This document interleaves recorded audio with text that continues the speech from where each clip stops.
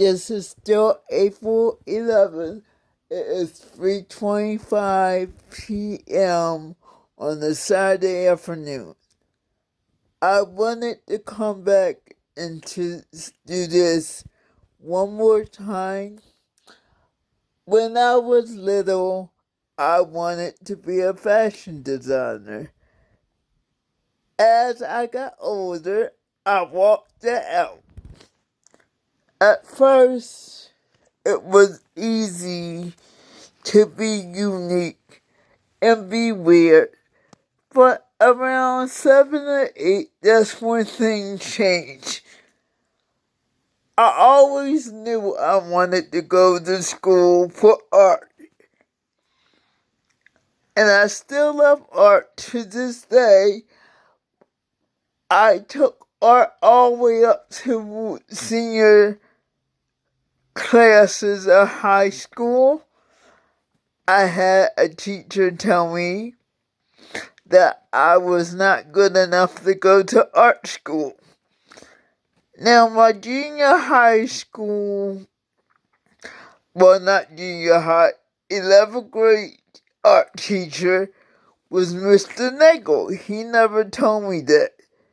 The senior class person, which I cannot remember his name any longer, and it really doesn't make no difference any longer, told me I wasn't good enough.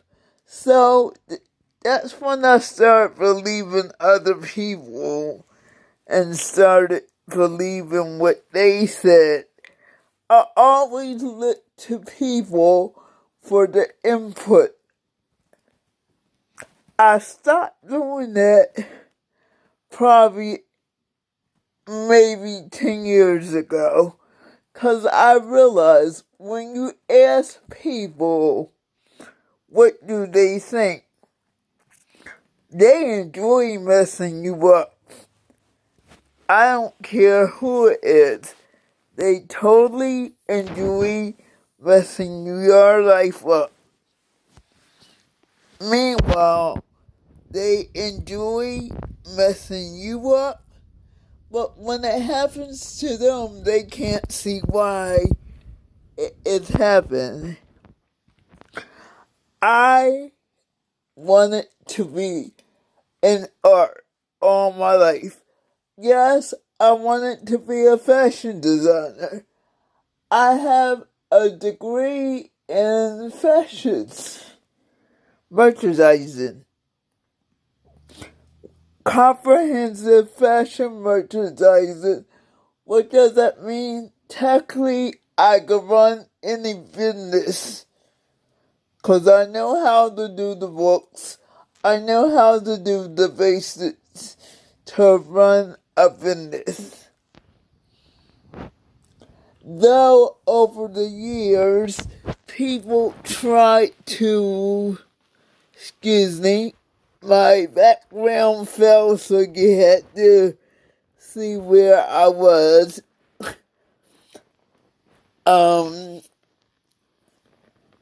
And I forgot now.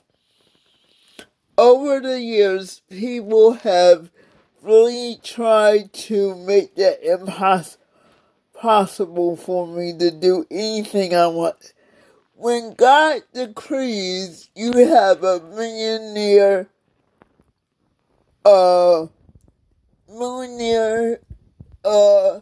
anointing, sorry, my words ain't flowing right, on your life, that's what he means. And I continuously see people do things to me, so I can't get farther. So you know what I started doing when I hit 50? I started sharing stuff with other people. And this is one of these things I'm doing through videos. Because I always wanted to be a motivational speaker until I was told I had a stroke. I still don't know if I have it, but when I look at all the signs, pretty much so, the signs are there. Now it is, I still want to be a motivational speaker, even though I had a stroke, and people say I'm too old to do anything. Can someone please tell me when you're too old to do something? It's never too old or never too late to do anything to help someone else get somewhere in life. I am not the type of person that is going to hold out on someone, because you hold out on someone doesn't mean anything to me. I truly believe that the millionaire anointing that God told me I had is still there. I truly believe it, no matter what. What does it take to have a millionaire conscious? What does it have? What does it take to get to the next step? What does it take to succeed in your eyes? My eyes, even if I was to go to the grave early, I would feel like I did what I could, even though some people have screwed my ideals up or screwed what I was doing up on purpose. I share it with the next generation. And why do I share? There's no sense of taking it to grave. Who would it benefit to take something to the grave? Do you understand? If you withhold something, it's never gonna come to pass. Especially if it's an ideal to help the future or the next generation of disabled people. It's not something I really want to go to the grave and hear God said, I gave you multiple ideals and you did nothing with them. I gave you multiple books to write and you didn't do none of them. I am very conscious I have a talent. It might not be to talk to people, but I do have several talents. I'm very creative. I like dealing with colors. I like trying to make my voice hurt some kind of way. I like to protest. Now, I wish I could do it more, but we're under martial law. And I'm always gonna be creative, because that's like one of my outlets to deal with stuff. Even if it's not put into the internet world, I create stuff because I need to. And it's a must to create, because that's what we're here for. We are to create stuff to help one another. not to get rich off of people and not to give back. You are to give all the way through the process until your dying day. You are to share what knowledge you have so it can keep going on. And some people just don't get that. I wanted to come on and give a testimony because I'm just thinking over the years, I have struggled to do different things. And right now, I don't struggle. I struggle with the spiritual walk, taking the stuff I do.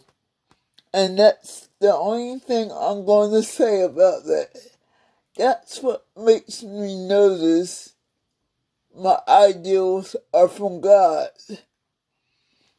Because they take my hard work.